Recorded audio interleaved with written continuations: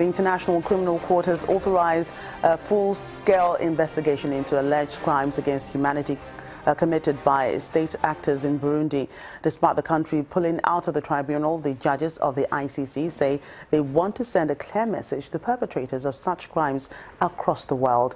On October 27th, Burundi became the first party to withdraw from the Rome Statute, the ICC's legal foundation.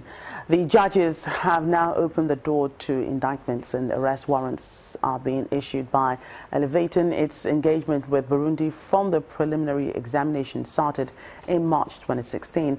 A UN Commission of Inquiry has urged the court to do so in a September report that detailed crimes allegedly committed by people at the highest level of the state and within the security services in Burundi since April 2015. Now, crimes allegedly include extrajudicial executions, arbitrary arrests and detention, torture, sexual violence, cruel, inhuman or degrading treatment and enforced disappearances. Now, Burundian activist Apollinaire Nishimrimberi joins us now. Thank you for joining us on Network Africa. Thank you very much, Channels TV.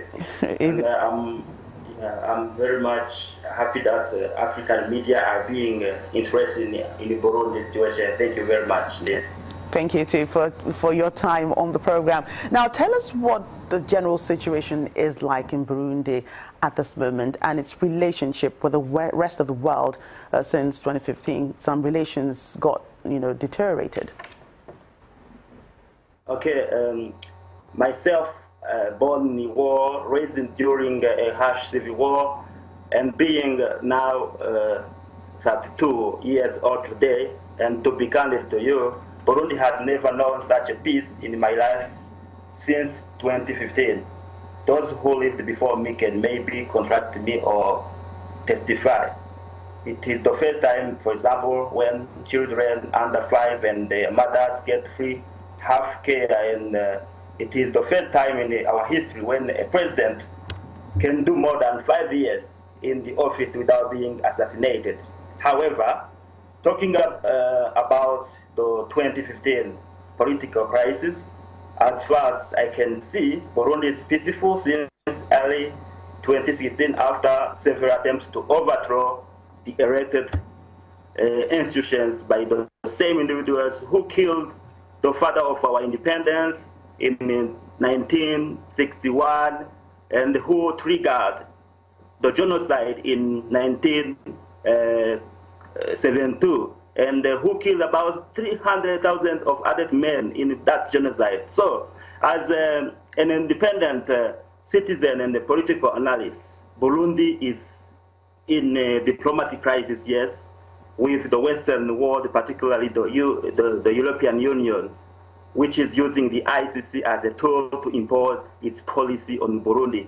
And it seems also that Burundi is in a crisis with Rwanda under the allegation that the UN and USA themselves have failed to refute. So otherwise, Burundi is building good and stronger relations with the rest of the world, and particularly with Africa, like never before. Thank you. What about the ICC itself? What's the relationship like between the country and the court? As for now, ISIS can only be written in books of history of Burundi. It no longer has any relations with Burundi since Burundi withdrawal that entered into force on 7th October 2015.